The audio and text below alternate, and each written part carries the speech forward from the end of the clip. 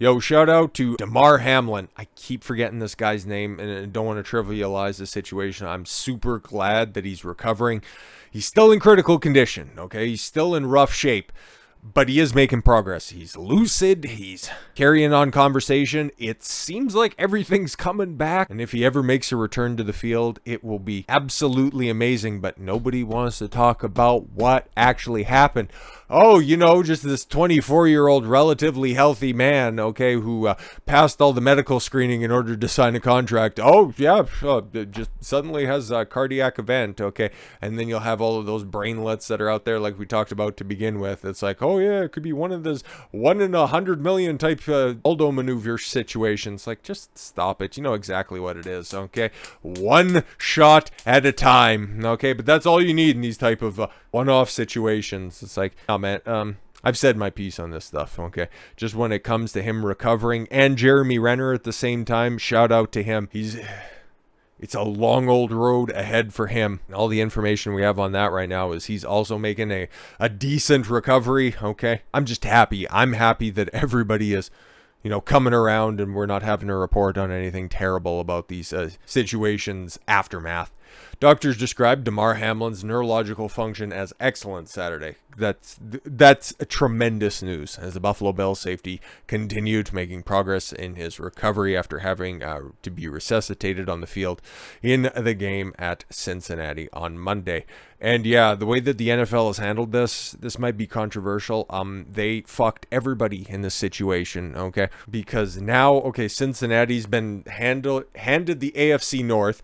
The Bills, they were going to win the AFC East anyways, okay? But the way that it shakes out for home field advantage, and depending on if the Bills end up getting to the AFC, okay, if they have to play the Chiefs, it's going to be at a neutral position, depending on if they win season 18. It's so fucking stupid. Instead of just, restarting this game sometime during this week, could have just done that, but no. The NFL's so bitched up at this fucking point in time. I know, it's terrible what happened, okay? And the fact that he had to be resuscitated and CPR needed to be administered in order for him to still be alive and for us to be doing a much happier instead of a much more dour type update video. The fucking show goes on, but not in today's bitched up society. Continue to wear your pink jerseys every October, y'all. Hamlin, the 24-year-old also made a brief live video conference appearance Friday for his teammates, making several hand signs and saying, I love you, I love you, boys.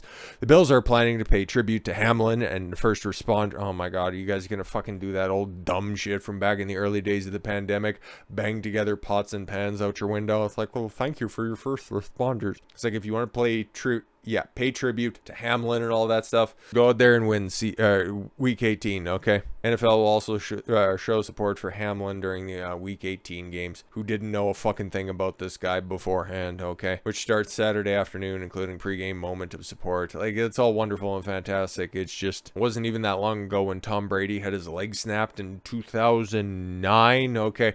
Did everybody have a week of remembrance? Everybody stand on the 12-yard line while they played tribute messages and they heard from him inside the hospital? Fucking no. Like I said, and I can't be more vociferous with my support, and I'm super glad that he's all right, man. It's just, all of this stuff feels just so put on, if we're going to be completely honest about this. And you might think my take is terrible on the situation, that, oh my God, Don, you don't have a heart, and he could have died. Yes, he could have, but he didn't. And he's looking to make a full recovery, which is tremendous and fantastic. But I also didn't factor in something else when we talked about this last time, okay? What about, I should have consulted the Scientific American, because they have, holy fuck, I never thought anybody could be this fucking stupid, but here we go, okay? I'm roping in a bunch of different things in my own analysis of the situation, but I didn't think about pulling the race card. Fucking what? Damar Hamlin's collapse highlights the violence black men experience in football. Oh my God. Can you, what? Oh, holy, this is, did we just do it? Did we achieve peak woke in this situation? Holy, this isn't a long article, but We're going to trudge through it. The terrifyingly ordinary nature of football's violence disproportionately affects black men. the league is disproportionately black. The entire league is like 70% black, and they're all millionaires. I think everybody is compensated accordingly. I'm just saying. And you couldn't even take a still from the fucking game. All you have is, like, there's Damar right there. That's tremendous. That's against the Packers. The game in question was against the Bengals. You couldn't even pull a screenshot from that? Fucking Christ. Millions of people watched as Damar Hamlin's 24-year-old player in the National Football League executed a seemingly routine tackle during a highly anticipated Monday Night Football game. Immediately after Hamlin rose to his feet and then collapsed, players from his team, the Buffalo Bills, and the opposing team, the Cincinnati Bengals, created a tight huddle around him on the field as medical personnel tried to revive him. We learned the next day that Hamlin suffered a cardiac arrest, and no further explanation as to why that happened to a 24-year-old healthy individual. We'll just move on. His heart had suddenly stopped working. Yeah, that's what cardiac arrest is. Cardiac, your heart, arrest, stops working. That's normally what that means.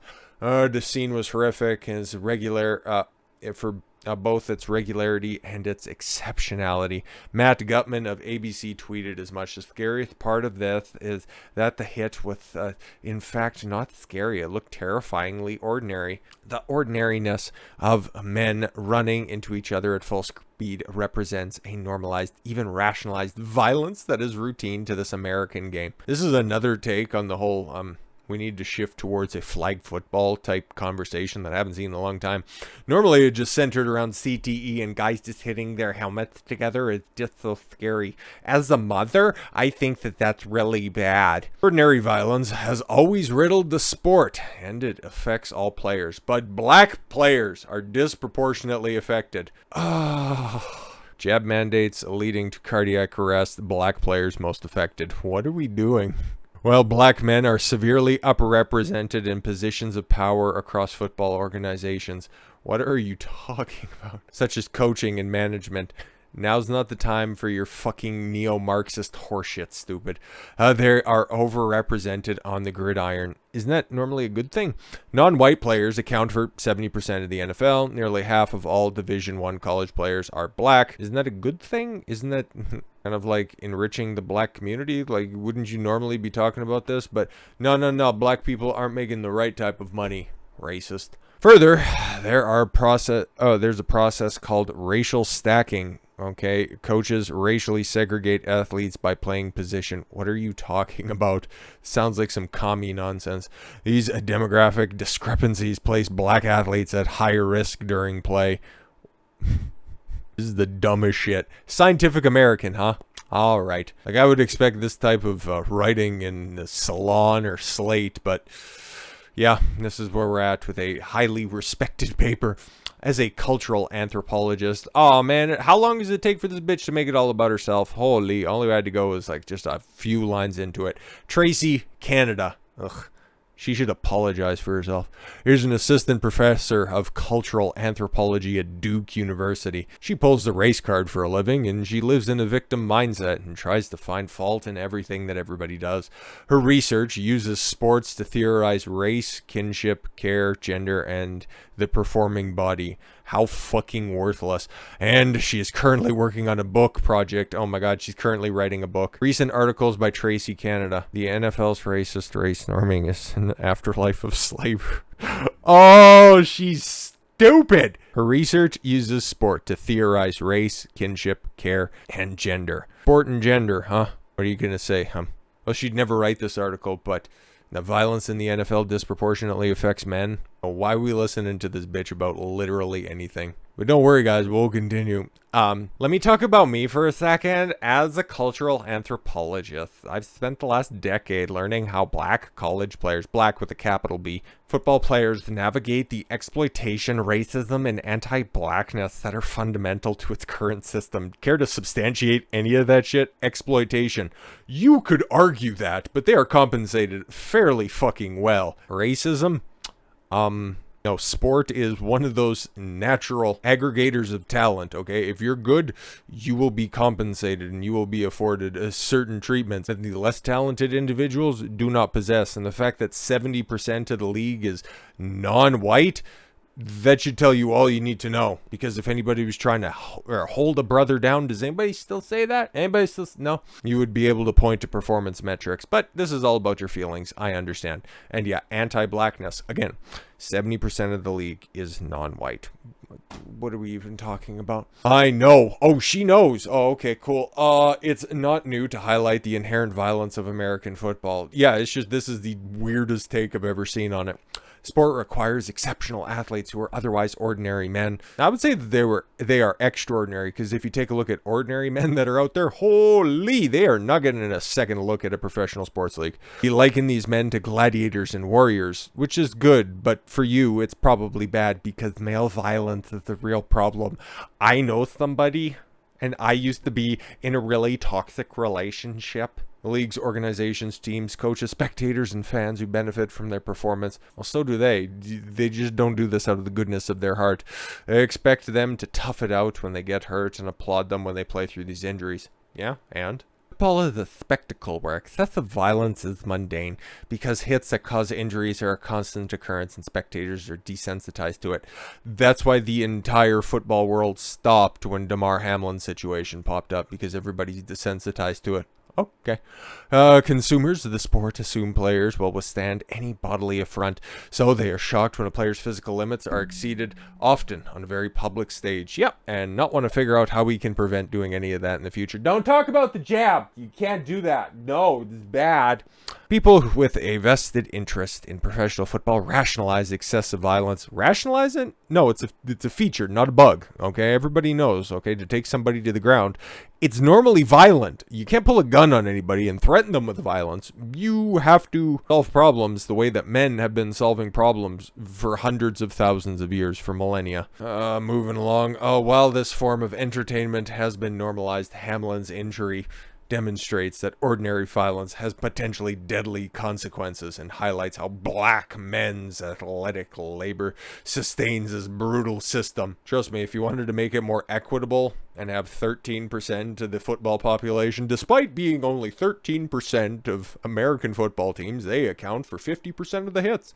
53 after new data has come to light. On these playing fields, one of sociologist Billy Hawkins would argue are never theoretically far from plantation. Holy fuck, dude. Is this the Colin Kaepernick?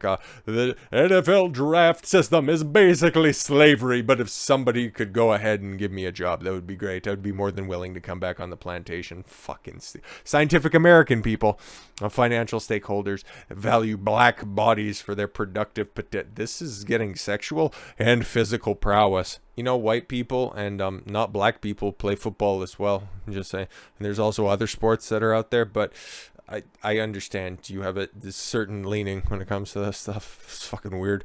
How the league encourages and facilitates rigorous training and disciplining so players can execute seemingly impossible corporeal. This is such commie fucking gobbledygook. NFL gains both culturally and financially from black athletic performance. You could take out that whole black descriptor in there, and this sentence is completely the same way. It is the most popular sports league in the United States and the most valuable professional sports league in the world. Well, if you lump together all of the soccer unions over in Europe, I would argue that's probably more impressive, but whatever. It is also a league that has exploited black players for decades. Yeah, exploited them, like giving them shoe deals, apparel deals, putting them on the front of the best-selling video game year after year, making more black millionaires than Scientific American could even investigate. Yeah, exploiting, right? And all the white people, they're fine. You don't have to worry about them or any of the Hispanics that are out there. No, that's fine. They're perfectly fine. It's just the black ones that are getting exploited. League officials admitted to using race norming. What are we doing? The assumption that black players have lower baseline cognitive function than white players and suffer less from concussions in settlements for concussion-related injuries. What are you talking about? Like, she's not even smart enough to reference the Wonderlic study. Okay. And one that immediately pops to mind, like, who finished in like the 99th percent, or rather that The bottom percentile. Didn't Lamar Jackson like barely fucking write his name at the top? And I'm a huge Baltimore Ravens fan, okay? Was it? No, Vince Young. Vince Young was, yeah, I know that one for sure. I think Lamar Jackson was on there as well. But regardless, man, he's super fucking compensated and he's well covered. And I don't know if you want to call that being exploited or anything like that, but this is just such fucking nonsense. But Vince Young, you know, the guy who took Texas to a Cotton Bowl championship, was the face of the Tennessee Titans for a hot second, okay? But, you know, what are they, gathering up all of those Wonderlic scores, okay? Averaging them out. I don't know if anybody's doing that specifically outside of these weirdos who are just trying to find some racism where it doesn't exist, and then just giving you an average readout. It's like, okay, your average black player scores this, your average white player scores this, when it's really not all that important, okay? Former head coach Brian Flores. Oh, the race hustler who just wants to sue everybody. Oh, okay. Has sued the league for racial discrimination in hiring. Yeah, he got a job working for the Miami Dolphins. He fucking sucked and he got fired. And he's like, racism. And everybody's like, no, you just suck at your job. The NFL's success and popularity should never be disentangled from its persistent anti-black practices.